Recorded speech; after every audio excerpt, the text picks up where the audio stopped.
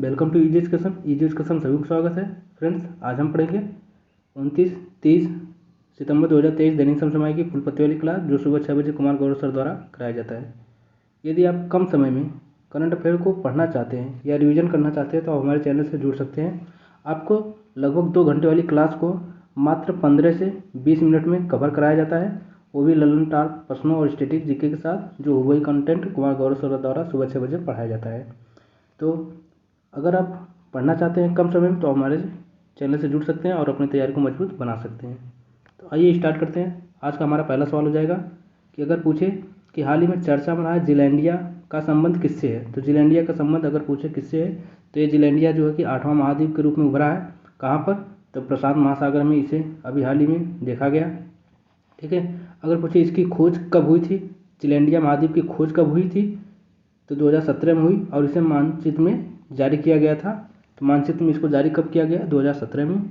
और अभी इसकी जो है कि पुष्टि हुई है कि जो जिलैंडिया महाद्वीप है उसका जो 94 भाग जो है लगभग समुद्र के अंदर है और उसका 6% भाग समुद्र के बाहर है। और यदि पूछा जाए ये है कहाँ पर, तो जो न्यूजीलैंड है, न्यूजीलैंड इसी पर स्थित है। आप देखेंगे वर्ल्ड मैप में ऑस्ट्रेलिया, ये ऑस्ट्रेलिया महाद्वीप है। उसके बाद यहाँ पर आपको न्यूजीलैंड दिखेगा और न्यूजीलैंड के चारों ओर ही जो है जिलैंडिया महाद्वीप है। तो आपसे पूछे जिलैंडिया महाद्वीप पे कौन सा देश स्थित है, तो न्यूजीलैंड स्थित है। इसे भी याद रखिए, एग्जाम में पूछा जाएगा। जिलैंडिया क्या है? महाद्वीप है। और ये कहाँ पर है? तो ये न्यूजीलैंड के पास है, मतलब न्यूजीलैंड भी इसी द्वीप पर, महाद्वीप पर स्थित है। इसे भी याद रखना है। आगे आते हैं, ललन टॉप प्रश्न देख लेते हैं। अगर पूछे न्यूजीलैंड की राजधानी क्या है, तो वेलिंगटन। अगर यहाँ के पूछे प्रधानमंत्री कौन है, तो क्रिस हिपकिंस है। आपको याद रखना है, मोस्ट इंपॉर्टेंट क्वेश्चन, चर्चा में इसलिए पूछ सकता है, पेट वाले एग्जाम में आपसे पूछा जा सकता है। ऑस्ट्रेलिया की राजधानी पूछे तो कैनबरा है। प्रधानमंत्री कौन है? एंथनी एल्बनीज है। इन्हें भी याद रखिए। जापान की मुद्रा पूछे तो येन है। इसको इस तरह से हम दर्शाते हैं, तो इसे भी याद रखिए। इसका अगर पूछे सिंबल क्या है, तो येन का सिंबल ये है, इसे याद रखिए। बांग्लादेश की राजधानी ढाका है, लेकिन अगर पूछे मुद्रा क्या है तो टका है, इसे याद रखिए। चीन की मुद्रा युआन या रेवेनबी है, इसे भी याद रखिए। साउथ अफ्रीका की मुद्रा रेंड। अगर आपसे पूछे मलेशिया की तो रिजिट। तो अगर मलेशिया की मुद्रा पूछे तो रिजिट। और ब्रिक्स देशों का जो संगठन है उसकी मुद्रा पूछे तो 5R है। ठीक है। तो ये महत्वपूर्ण जो कि राजधानियाँ और मुद्रा हैं जो आपके पेट के एग्जाम में पूछने की प्रबल संभावना है, इसे याद रखिए। यहाँ से अगर पूछा तो क्वेश्चन एक अवश्य पूछेगा। ठीक है, इसे भी याद रखिए। आगे आते हैं, वैश्विक नवाचार सूचकांक 2023 में भारत को कौन सा स्थान मिला। यदि पूछे कि जो इंटरनेशनल वर्ल्ड इनोवेशन इंडेक्स में भारत का रैंक पूछे तो भारत को रैंक मिला है 40वां। ठीक है। अब यदि पूछे जारी कौन करता है, तो जारी करने वाला BIPO मतलब वैश्विक बौद्धिक संपदा संगठन है, जिसकी स्थापना 1967 में हुई थी। इसका हेडक्वार्टर पूछे तो इसका हेडक्वार्टर जिनेवा स्विट्जरलैंड में है। तो पूछे कि वैश्विक नवाचार सूचकांक जारी कौन करता है, तो वैश्विक बौद्धिक संपदा संगठन इसको जारी करता है। अगर पूछे कुल देशों की संख्या कितनी थी, तो कुल देशों की संख्या 132 थी, इसे भी याद रखिए। इसमें पहला स्थान स्विट्जरलैंड को मिला, सेकेंड स्थान स्वीडन को मिला, थर्ड स्थान USA को मिला और अंतिम स्थान अंगोला का मिला, इसे भी याद रखिए। एग्जाम में पूछा जा सकता है। तो पहला अगर पूछे वैश्विक नवाचार सूचकांक में स्थान किसका है, स्विट्जरलैंड का, सेकंड स्वीडन का, थर्ड USA का, अंतिम अंगोला का और भारत का स्थान 40वां है, इसे भी याद है। तो हमें भारत का याद रखना है, एग्जाम में पूछेगा। और ये पूछे जो इंडेक्स आया है कौथे क्रम का, तो 16वें क्रम का है, इसे भी याद रखिए। तो प्रश्न नंबर 2 का सही आंसर हो जाएगा वैश्विक नवाचार सूचकांक 2023 में भारत का स्थान 40 है, इसे याद रखिए। आगे आते हैं, अगला प्रश्न है, ललन टॉप देख लेते हैं। आंध्र प्रदेश का शास्त्रीय नृत्य कुचिपुड़ी हो जाएगा। तो आपसे पूछे आंध्र प्रदेश का शास्त्रीय नृत्य कुचिपुड़ी। अगर पूछे कुल कितने शास्त्रीय नृत्य हैं, तो 8 शास्त्रीय नृत्य है। असम का शास्त्रीय नृत्य सत्रिया हो जाएगा, जो सबसे नवीनतम है। केरल का शास्त्रीय नृत्य मोहिनीअट्टम कथकली 2 हैं। केरल के 2 शास्त्रीय नृत्य हैं, मोहिनीअट्टम और कथकली। उत्तर भारत का शास्त्रीय नृत्य कथक हो जाएगा, इसे याद रखना। यदि पूछे क्लासिकल लैंग्वेज कितनी है, तो 6 क्लासिकल लैंग्वेज हैं। शास्त्रीय लैंग्वेज है, शास्त्रीय भाषा पूछे कौन कौन, तो तमिल, तेलुगु, मलयालम, कन्नड़, उड़िया और संस्कृत। ठीक है। तो इतनी बात याद रखिए, एग्जाम में पूछा जा सकता है। शास्त्रीय नृत्य कितने हैं, 8 और शास्त्रीय भाषा कितनी है, 6। ठीक है। आगे आते हैं, अगला प्रश्न देखते हैं। प्रश्न नंबर 3 है 19वें होंगजो चाइना में जो हो रहे एशियाई खेल में 10 मीटर एयर पिस्टल में स्वर्ण पदक विजेता टीम कौन सा सदस्य रहा। तो देखिए 10 मीटर के एयर पिस्टल में स्वर्ण पदक किस टीम के सदस्य ने जीता है। तो आंसर हो जाएगा सरबजोत सिंह, अर्जुन सिंह चीमा और शिव नरवाल। तो 3 सदस्य ने जीता है, सरबजोत सिंह, अर्जुन सिंह चीमा और शिव नरवाल। ठीक है। तो देखिए एशियन गेम जो है कि कहाँ पर चल रहा है, तो एशियन गेम होंगजो चाइना में चल रहा है, इसे भी याद रखिए। कहाँ पर चल रहा है, चाइना में चल रहा है। यदि पूछे इसमें 10 मीटर एयर पिस्टल में स्वर्ण पदक किसने जीता, सरबजोत सिंह, अर्जुन सिंह चीमा और शिव नरवाल। अब एग्जाम पूछे 10 मीटर एयर पिस्टल में महिला में किसने जीता, तो पलक गुलिया है। 50 मीटर एयर राइफल में स्वप्निल, ऐश्वर्य और अखिल ने जीता है गोल्ड। पहला स्वर्ण पदक निशानेबाजी में आया था। ठीक है। अगर पूछा जाए कि एशियन गेम में पहला स्वर्ण पदक किस गेम में आया, तो आया था निशानेबाजी में। 41 वर्षों बाद अगर पूछा जाए तो किस में गोल्ड मिला, तो घुड़सवारी में मिला, इसे भी याद रखिए। आगे आते हैं ललन प्रश्न देखते हैं। देखिए ललन प्रश्न में यूनेस्को का हेडक्वार्टर पूछे तो फ्रांस पेरिस में, IUCN का हेडक्वार्टर पूछे तो ग्लैंड स्विट्जरलैंड में, इसे भी याद रखिए। ओपेक का मुख्यालय वियना ऑस्ट्रेलिया में है। UNEP का मुख्यालय नैरोबी केन्या। नाटो का मुख्यालय पूछे तो ब्रुसेल्स बेल्जियम में, इसे भी याद रखें। प्रमुख जो मुख्यालय हैं एग्जाम में पूछे जाते हैं, इसे याद रखें, एग्जाम में पूछे जा सकते हैं। आगे आते हैं। अगला प्रश्न हमारा टाइम्स हायर एजुकेशन के वर्ल्ड यूनिवर्सिटी रैंकिंग 2024 में पहला स्थान किसने हासिल किया। तो पूछे कि टाइम्स हायर एजुकेशन एक संस्था है, उसने वर्ल्ड यूनिवर्सिटी रैंकिंग 2024 जारी की है। अगर पूछे उसमें पहला स्थान किसको मिला, तो पहला स्थान मिला ऑक्सफोर्ड यूनिवर्सिटी, कहाँ की है, इंग्लैंड की है, उसे पहला स्थान मिला। पूछे 108 देशों की सूची थी जिसमें से 1000 प्लस यूनिवर्सिटी शामिल थी। ठीक है। तो 108 देशों की 1000 प्लस यूनिवर्सिटियाँ शामिल थी, जिसमें सर्वाधिक यूनिवर्सिटी किसकी आई है, तो USA की आई है। भारत चौथे स्थान पर रहा। ठीक है। भारत चौथे स्थान पर रहा, तो हमें भारत वाला याद रखना है। तो भारत चौथे स्थान पर रहा, जिसकी 91 यूनिवर्सिटी इसमें शामिल हुई। तो भारत में शीर्ष स्थान पर पूछे कि कौन सी यूनिवर्सिटी थी, तो IISc जो बेंगलुरु है संस्था, वो भारत के शीर्ष पे रही। अगर पूछे रैंकिंग किस में मिली, तो 201 से लेकर 250 के बीच में इसकी रैंक थी। तो ये पहली रैंक किसकी थी, तो IISc बेंगलुरु की थी। भारत पूरे वर्ल्ड में चौथे स्थान पर रहा, लेकिन भारत में पहली रैंक पे कौन सी यूनिवर्सिटी आई पूछे तो IISc बेंगलुरु रही, इसे भी याद रखिए। ठीक है। चलिए आगे आते हैं, रेलेवेंट प्रश्न देखते हैं। पहले एशियाई खेल कहाँ हुए थे, तो 1951 में हुए थे। कहाँ पर, नई दिल्ली में, इसे भी याद रखिए, न्यू दिल्ली में हुए थे। पहले कॉमनवेल्थ गेम्स 1930 हैमिल्टन कनाडा में हुआ था। पहला ओलंपिक कहाँ हुआ था, तो 1996 एथेंस ग्रीस में हुआ था, इसे भी याद रखिए। पहला ICC वर्ल्ड कप 1975 इंग्लैंड में हुआ था। विजेता कौन रहा था, वेस्ट इंडीज रहा था, किसको हराकर, ऑस्ट्रेलिया को हराकर जीता था। ठीक है। तो पहले एशियाई खेल 1951 में हुआ था, इसे याद रखिए। पहले कॉमनवेल्थ गेम 1930 हैमिल्टन कनाडा में हुआ था। अगर ओलंपिक पहला पूछे तो 1996 में एथेंस ग्रीस में हुआ था। पहला ICC वर्ल्ड कप 1975 इंग्लैंड में हुआ था, इसे भी याद रखिए। विजेता वेस्ट इंडीज था। आगे अगला प्रश्न है हमारा, प्रतिवर्ष विश्व हृदय दिवस कब मनाया जाता है। देखिए प्रतिवर्ष अगर पूछे वर्ल्ड हार्ट दिवस कब मनाया जाता है, तो प्रतिवर्ष जो है कि 29 सितंबर को हार्ट दिवस मनाया जाता है, विश्व हार्ट दिवस। ठीक है। पहली बार कब मनाया गया था, पहली बार मनाया गया था 2000 में, सन 2000 में पहली बार मनाया गया था। अगर पूछे 2023 की थीम क्या है, तो 2023 की थीम देखिए बहुत महत्वपूर्ण है, यूज हार्ट और नो हार्ट, मतलब कि दिल का प्रयोग करें और अपने दिल को जाने। ठीक है। स्टडी ऑफ हार्ट कार्डियोलॉजी कहलाता है, इसे भी याद रखिए। 28 सितंबर को विश्व रेबीज दिवस मनाया जाता है, इसे भी याद रखिए। तो 28 सितंबर को विश्व रेबीज दिवस और 29 सितंबर को मनाया जाता है विश्व हृदय दिवस। ठीक है। इसे भी याद रखिए, थीम महत्वपूर्ण है, एग्जाम में पूछा जा सकता है, यूज हार्ट और नो हार्ट। ठीक है। तो क्वेश्चन नंबर 5 का सही आंसर हो जाएगा 29 सितंबर। विश्व हृदय दिवस 29 सितंबर को मनाया जाता है, इसे भी याद रखिए। ललिता प्रश्न देखते हैं। ललिता प्रश्न क्या है, पहला ज्ञानपीठ पुरस्कार GS शंकर कुरुप को मलयालम भाषा के लिए दिया गया था।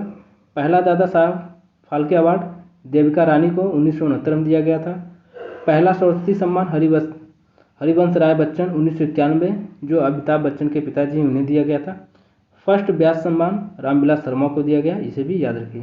तो देखिए, पहला ज्ञानपीठ पुरस्कार जीएस कुरूप को दिया गया, पहला दादा साहब फाल्के देविका रानी को, सरस्वती सम्मान पहला हरिवंश राय बच्चन को दिया गया था, पहला व्यास सम्मान रामविलास शर्मा को दिया गया है, इसे भी याद रखिए। आगे आते हैं। हाल ही में वर्ल्ड टैलेंट रैंकिंग 2023 में भारत का चौथा स्थान था। तो आपसे पूछे कि वर्ल्ड टैलेंट रैंकिंग जारी पहली बात कौन करता है, तो जारी करता है international institute of management development, इसको जारी करता है। अगर पूछे वर्ल्ड टैलेंट रैंकिंग 2023 में भारत का स्थान, तो भारत का स्थान 56वां है। अगर आपसे पूछे कितने देशों में, तो कुल 64 देश थे, 64 देशों में भारत का स्थान 56वां था, इसे भी याद रखिए। और फर्स्ट रैंक पे पूछे तो स्विट्जरलैंड था, सेकंड पे लग्जमबर्ग है, इसे भी याद रखिए। फर्स्ट पे स्विट्जरलैंड, सेकंड में लग्जमबर्ग, और भारत का स्थान 56वां है। कुल 64 देशों की सूची थी, तो उसमें भारत का वर्ल्ड टैलेंट रैंकिंग 56 है। जारी कौन करता है, तो international institute of management development IMD करता है। ठीक है, आगे आते हैं, ललन टॉप प्रश्न देख लेते हैं। वेल्स घास के मैदान साउथ अफ्रीका में पाए जाते हैं, डाउन्स के घास ऑस्ट्रेलिया में पाए जाते हैं, पंपास के घास के मैदान अर्जेंटीना पाए जाते हैं, पुस्टाज हंगरी में पाए जाते हैं, लॉनोज जो है कि वेनेजुएला में पाए जाते हैं, तो इसे भी याद रखिए। कहाँ, वेनेजुएला में पाया जाता है, इसे भी याद रखिए। तो एक प्रमुख घास के मैदान है जो एग्जाम में पूछे जाते हैं, तो बेल्स पूछे साउथ अफ्रीका में, डाउन्स ऑस्ट्रेलिया में, पंपास अर्जेंटीना में, पुस्टाज हंगरी में, लानोज वेनेजुएला में, इसे भी याद रखिए। आगे आते हैं। अगला प्रश्न है, हाल ही में किस देश ने अपनी पहली घरेलू निर्मित पनडुब्बी हाईकून का अनावरण किया है। तो पूछे जो घरेलू पनडुब्बी है हाईकून, कौन है, हाईकून किसने लॉन्च की है, तो इसको लॉन्च करने वाला जो है कि ताइवान, कौन है भैया, ताइवान। निर्माण कहाँ, ठीक है, निर्माण क्यों किया, इसको चीन को काउंटर करने के लिए इसका निर्माण किया है। अगर पूछे ताइवान किस द्वीप पर स्थित है, ताइवान जो फार्मोसा द्वीप पर स्थित है, इसे भी याद रखिए।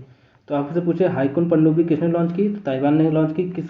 किस लिए की, जो है कि चीन को काउंटर बैलेंस करने के लिए इसको बनाया, इसका निर्माण किया है। और ताइवान पूछे किस द्वीप पर है, तो फार्मोसा द्वीप पर स्थित है, इसे भी याद रखिए। चलिए आगे आते हैं। अगला हमारा पूछे केशवानंद भारती केस जो है वो किससे संबंधित है। तो केशवानंद भारती केस 24 अप्रैल 1973 को हुआ था, जिसमें 13 जजों की बीच बेंच थी, जो सबसे बड़ी बेंच थी अभी तक की, तो इसे याद रखिए। और यह प्रस्तावना संविधान का भाग है, इसके लिए जो एक केस हुआ था, इसे याद रखिए। तो केशवानंद भारती का केस संबंध किससे है, तो प्रस्तावना संविधान का भाग है, 24 अप्रैल 1973 को हुआ था, इसे भी याद रखिए। नवतेज कौर केस किससे संबंधित, समलिंगता अपराध नहीं है। पुट्टा स्वामी केस निजता का अधिकार, आर्टिकल 21 जोड़ा गया, तो निजता का अधिकार किससे संबंधित है, पुट्टा स्वामी केस से। इंदिरा साहनी केस, तो 1992 का जो केस है इंदिरा साहनी केस, इसमें जो आरक्षण 50% से अधिक नहीं होना चाहिए, ऐसी बात कही गई इंदिरा साहनी केस में। आगे आते हैं। अगला प्रश्न हमारा, हाल ही में आतंकवाद निरोधक फील्ड प्रशिक्षण अभ्यास FTX 2023 कहाँ आयोजित किया गया, ठीक है। यदि पूछे कौन, FTX 23, ठीक है। इसका आयोजन पूछे कहाँ हुआ, तो रूस में हुआ, इसे याद रखिए। मेजबान देश कौन था, तो मेजबान रूस और म्यांमार दोनों थे। क्यों किए, क्योंकि आतंकवाद को रोकने के लिए इसका अभ्यास किया गया। भारतीय सेना की तरफ से कौन गया था, तो भारत की सेना की तरफ से राजपूताना रेजिमेंट कही गई थी, इसे भी याद रखिए। तो भारत की तरफ से भाग लेने वाले कौन थे, तो राजपूताना रेजिमेंट थी। और ये FTX मतलब फील्ड ट्रेनिंग एक्सरसाइज 23 कहाँ पर हुई, तो रूस में हुई। मेजबान रूस और म्यांमार दोनों थे, ठीक है, इसे भी याद रखिए। और भारत की तरफ से राजपूताना रेजिमेंट गई थी, इसे भी याद रखिए। आगे आते हैं, करंट प्रश्न देखते हैं। मूल नायक पत्रिका किसने लॉन्च की, तो डॉक्टर भीमराव अम्बेडकर ने लॉन्च किया था। नवजीवन और इंडियन ओपिनियन और हरिजन 3 पत्रिका लिखने वाले कौन थे, महात्मा गांधी थे। संवाद कौमुदी जो है कि राजा राम मोहन राय द्वारा लिखी गई है, इसे भी याद रखिए। अमृत बाजार पत्रिका शिशिर कुमार घोष द्वारा लिखी गई है, इन्होंने इंडिया लीग की भी स्थापना की थी, इसे भी याद रखिए। तो अमृत बाजार पत्रिका शिशिर कुमार, इंडिया लीग की स्थापना भी शिशिर कुमार घोष ने की, इसे भी याद रखिए। आगे आते हैं, अगला प्रश्न लेलन टॉप देख लेते हैं। हाल ही में चर्चा में रहे पेट 46 मतलब कि पेट 46 एंजाइम का संबंध किससे है। यदि पूछे तो आपसे एग्जाम में सीधे पूछेगा कि PET 46 एंजाइम क्या है, तो आपको बताना है कि प्लास्टिक बोतल का विनिष्टीकरण मतलब कि विघटन करने वाला कौन एंजाइम है, तो PET 46 एलायंस है। विकसित और खोज किसने की? तो कील यूनिवर्सिटी जो जर्मनी की है, इसके द्वारा इसकी खोज की गई। समुद्र के अंदर इसको खोजा गया, जो कि 70 डिग्री तापमान पर भी ये काम कर सकता है। तो प्लास्टिकों को जो है कि निष्टीकरण करने के लिए या अपघटन करने के लिए किस एंजाइम की खोज की गई? तो PET 46 एंजाइम की खोज की गई। अगर पूछे किसके द्वारा, तो जर्मनी जो कील यूनिवर्सिटी है उसके द्वारा किया गया। ठीक है, इतनी बातें याद रखिए। आगे आते हैं, ललन टॉप प्रश्न देख लेते हैं। यदि पूछे रामगंगा राष्ट्रीय उद्यान कहाँ पर है? उत्तराखंड में। बांदीपुर नागरहोल बन्नेरघट्टा नेशनल पार्क कर्नाटक में है। दाचिंगम राष्ट्रीय उद्यान जम्मू कश्मीर हांगुल के लिए है, इसे भी याद रखिए। वाल्मीकि राष्ट्रीय उद्यान बिहार का एकमात्र राष्ट्रीय उद्यान है, वाल्मीकि राष्ट्रीय उद्यान, इसे याद रखिए। बेतला राष्ट्रीय उद्यान झारखंड का। पलामू या इसी जगह पलामू टाइगर रिजर्व भी पाया जाता है, इसे भी याद रखिए। ठीक है, तो बेतला राष्ट्रीय उद्यान झारखंड में, पलामू टाइगर रिजर्व झारखंड, इसे याद रखिए। आगे आते हैं, अगला ललन टॉप प्रश्न देख लेते हैं। हाल ही में दिवंगत हुए MS स्वामीनाथन का उपनाम क्या था? ठीक है, आपसे पूछे कि दिवंगत जो MS स्वामीनाथन थे उनका उपनाम क्या था? तो हरित क्रांति के जनक के नाम से जाने जाते थे। तो भारत में हरित क्रांति के जनक कौन थे? तो MS स्वामीनाथन थे, इन्हें भी याद रखिए। 98 वर्ष की आयु में उनकी मृत्यु हो गई, जिन्हें सबसे पहले विश्व खाद्य पुरस्कार भी मिला था, ये भी याद रखिए। तो MS स्वामीनाथन को सबसे पहला विश्व खाद्य पुरस्कार भी मिला था और ये हरित क्रांति के जनक थे भारत में, इसे भी याद रखिए। तो स्वामीनाथन का संबंध किससे? हरित क्रांति से है। ठीक है, इसे भी याद रखिए। और ये भारत में हरित क्रांति के जनक थे। ठीक है, गेहूँ की क्या की उपज या पैदावार को बढ़ाने के लिए। अब यदि पूछे जाए कि पूरे विश्व में किसने किए थे, तो विश्व में किए थे नॉर्मन बोरलॉग, जो है कि नॉर्मन बोरलॉग पूरे विश्व में हरित क्रांति के जनक करने वाले थे, और भारत में तो MS स्वामीनाथन थे, इसे भी याद रखिए। आगे आते हैं, ललन टॉप प्रश्न देख लेते हैं। डूरंड कप या संतोष ट्रॉफी का संबंध किससे? तो फुटबॉल खेल से है। थॉमस और उबेर कप बैडमिंटन से संबंधित है। विजय हजारे कप ईरानी ट्रॉफी और रणजी ट्रॉफी और CK नायडू ट्रॉफी किससे संबंधित? क्रिकेट से संबंधित है। डेविस कप टेनिस से संबंधित है। तो ये सब प्रमुख कप हैं जो एग्जाम में पूछे जा सकते हैं, किस खेल से संबंधित है तो आपको बताना है। ठीक है, छाप कर रखिए, एग्जाम में पूछे जाते हैं, महत्वपूर्ण क्वेश्चन है। अगला है, हाल ही में कैबिनेट प्रणाली प्रारंभ करने वाला चौथा राज्य कौन है? देखिए, कैबिनेट प्रणाली को अगर पूछे प्रारंभ करने वाला कौन सा चौथा राज्य बन गया, तो चौथा राज्य हमारा बना है त्रिपुरा। कौन है? त्रिपुरा। अगर पूछे इसके CM कौन है, तो मानिक शाह यहाँ के CM है। कैबिनेट प्रारंभ करने वाला भारत का चौथा राज्य बन चुका है त्रिपुरा। इससे पहले झारखंड था, इसके पहले उत्तराखंड था, उत्तर प्रदेश था और अरुणाचल प्रदेश, 3 राज्य पहले से थे। चौथा कौन बन गया? त्रिपुरा, इसे भी याद रखिए। तो अब कैबिनेट प्रणाली शुरू करने वाला 4 राज्य हो गए भारत में। प्रणाली का मतलब होता है कि जो संसद है, जो विधानसभा जो है वो पेपरलेस हो जाएगी। क्या हो जाएगी? पेपरलेस। इसका मतलब ये है, कैबिनेट का मतलब पेपरलेस विधानसभा हो जाएगी। ठीक है, या विधानमंडल। अगर पूछे कि त्रिपुरा की स्थापना कब हुई, तो 1972 में। राजधानी अगरतला। अगर पूछे वहाँ की मुख्य भाषा क्या है, तो कोकबरोक। अगर पूछे वहाँ का त्यौहार, तो खारसी और केर प्रमुख त्यौहार है, इसे भी याद रखिए। तो त्रिपुरा की स्थापना 1972, अगरतला उसकी राजधानी, कोकबरोक उसकी मुख्य भाषा, खारसी और केर मुख्य प्रमुख त्यौहार, और पूछे CM कौन है, तो मानिक शाह है। ठीक है, इसे भी याद रखिए। आगे आते ललन टॉप। और अगला प्रश्न देख लेते हैं, हाल ही में देश के पहले कार्टोग्राफी संग्रहालय जॉर्ज एवरेस्ट का उद्घाटन कहाँ हुआ? तो आपसे बोले कार्टोग्राफी संग्रहालय जॉर्ज एवरेस्ट कहाँ पर स्थापित किया गया? तो उत्तराखंड में इसको स्थापित किया गया। अब पूछे कार्टोग्राफी क्या होता है, तो कार्टोग्राफी जो मैपिंग होती है, जो मैप में हम कुछ भी दर्शाते हैं, जो मैपिंग होती है उसे हम कार्टोग्राफी कहते हैं। ठीक है, तो कार्टोग्राफी का संबंध किससे है? मैपिंग से है। पूछे उत्तराखंड के CM कौन है, तो पुष्कर धामी। ठीक है, इन्होंने जॉर्ज एवरेस्ट का उद्घाटन किया। 4 मीटर लिक्विड मिरर टेलीस्कोप भी उत्तराखंड में स्थित है। इलेक्ट्रिक तीर्थ कॉरिडोर जारी करने वाला कौन था, तो उत्तराखंड था, इसे भी याद रखिए। तो देखिए, आपसे पूछे कार्टोग्राफी संग्रहालय कहाँ पर? उत्तराखंड में हुआ था। CM पुष्कर धामी ने इसका उद्घाटन किया, इसे भी याद रखिए। अगला हमारा प्रश्न है, लास्ट है, हाल ही में सैन्य उपग्रह नूर 3 को किसने लॉन्च किया, तो देखिए नूर 3 ईरान। तो अगर पूछे नूर 3 क्या है, एक उपग्रह है, इसको लॉन्च करने वाला कौन है, तो ईरान है। अगर पूछे नूरी उपग्रह तो साउथ कोरिया हो जाएगा। देखिए बहुत कन्फ्यूजन है, नूरी साउथ कोरिया, ठीक है, और पूछे नूर तो ईरान, ठीक है। अगर पूछे ईरान की राजधानी तेहरान, और ये हाल ही में जो है SCO का 9वां सदस्य बना है, इसे भी याद रखिए। तो क्लास कैसी लगी वो क्लास, अगर अच्छी लगे तो लाइक कीजिएगा, अगर नहीं लगे तो डिसलाइक कीजिएगा। मिलेंगे नेक्स्ट वीडियो में, तब तक के लिए जय हिंद।